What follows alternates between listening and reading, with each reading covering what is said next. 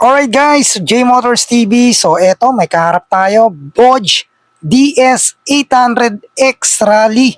So isa ito sa mga nilabas ni Dodge Motorcycle Philippines ngayong taon na to. So meron tayong 798cc, naka-parallel twin, liquid gold, DOHC. So naka 8 valve tayo dyan. May max power na 93.8 HP at 9,000 RPM. May max torque na 81 Newton meter at 6,500 RPM. So naka 6-speed manual transmission tayo dyan at ito ay merong sleeper clutch. Para naman guys sa weight, meron tayong 213 kg, may seat height na 850 mm at may ground clearance na 220 mm. Size ng gulong sa unahan, 90-90 by 21. Sa likuran naman, 140-80 by 18. So meron tayong KYB na inverted port sa unahan. Syempre sa likuran, KYB pa rin yan yung kanyang suspension dyan. So meron tayong 24 liters tank capacity. So sadyang naka-ready na to guys, tong motor na to, pang trail, pang off-road. So napakaganda no. Yan, naka-ready na rin yung kanyang crash guard. May extra ilaw kayo dyan sa unahan. Yan, kung makikita nyo.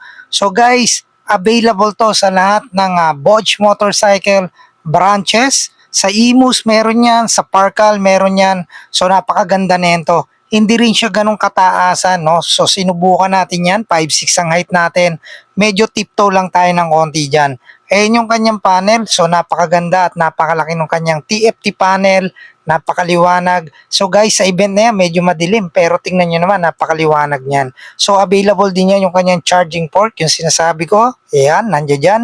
So guys, ang motor na to nga pala is may price tag na 480,000 pesos. So pwede nyo yung kunin through cash or installment. Mag-message lang kayo sa ating Facebook page or sa ating YouTube channel para na sa ganon ma-assist ko kayo kung anong kailangan para makapaglabas kayo ng ganyang klaseng unit. Okay? Syempre, anong masasabi mo sa bagong labas ni Dodge Motorcycle Philippines DS800X Rally? So i-comment mo lang dyan sa ating comment box. At kung di ka pa nakasubscribe, syempre subscribe ka na. J Motors TV lang yan sa iyong YouTube at Facebook account.